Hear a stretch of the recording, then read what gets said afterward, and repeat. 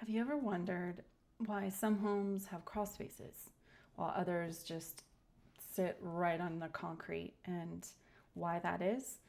The biggest reasons is the climate of your area, soils, and your budget. They all play a huge role. So, specifically, what is a slab on grade? It's a thick layer of concrete poured directly onto the ground. So, slab on grade, grade being the ground, and slab is the concrete slab. So, the pros is depending on your area, it could be more cost effective.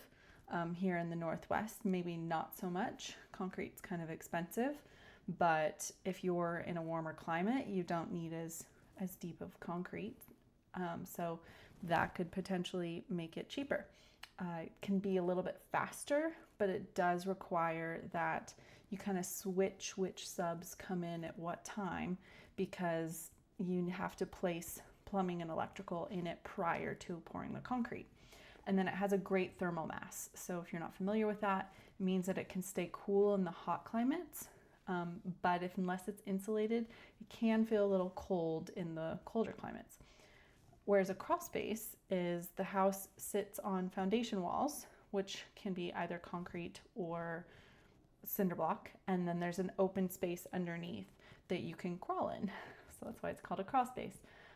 Some pros to it is it has a lot easier access to plumbing, HVAC, and wiring, and so you can make alterations, or if there's ever an issue, it's a lot easier to get down in there, crawl, and access the problem.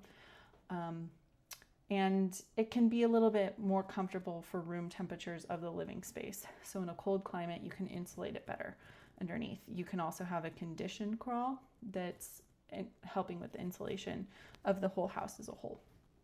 And then some cons of a crawl space specifically is there is a risk of moisture, and that's a place for it's a place for pests to live, and there could be a mold problem if it's not ventilated or sealed well. And then if it is ventilated, you do have to open and close those vents depending on the time of year.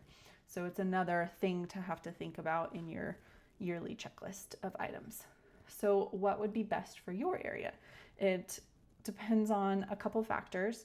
Your climate. So if you're in cold, then crawl spaces can protect against frost heaves, which when it's getting cold, then it starts freezing the ground underneath, and that's what can create a frost heave, and that will crack concrete if it's not below the frost depth. And then in hot and dry climates, though, it can keep things a lot cooler. The ground being in direct connection with the ground, then heat can dissipate. So soil conditions can matter. So expansive clay might crack your slab, and crawl space may be better for that one. And then it depends on your local codes. So local codes can require certain foundation frost depths, which, like here where I live, it's ranges around 24 to 36, depending on if you're in the more mountainous locations. So that means the foundation has to get 36 inches, up to 36 inches underneath the ground level. And that could be cost prohibitive to do a slab if you have to also do that on top, but maybe not. You should ask your subcontractors or builders which is a better price in your area, because the slab, if it's being put in all the time in your area, then there's a lot more competition, and it may just be a better overall price. Whereas when you're somewhere like I am, crawl spaces is the norm, and so that tends to be the more cost-effective option in this area, because that's what they're used to doing. And then you want to insulate properly whether you have your crawl space or a slab. It reduces your long-term heating and cooling costs, and everybody likes that. And then if you're doing a slab specifically, you need to plan your plumbing and utilities smartly. If you have to reroute them later because they got placed in the wrong spot, it can cost a lot of change. And so also maintenance, like I mentioned before, if it's a ventilated crawl, you have to remember to open and close those vents at the correct times of year. whereas that's something that you don't have to pay attention to with a slab, but you do have to monitor a slab of if it breaks, then that's a pretty hefty repair bill. So in general, it just depends on your area, and both could be potentially good options.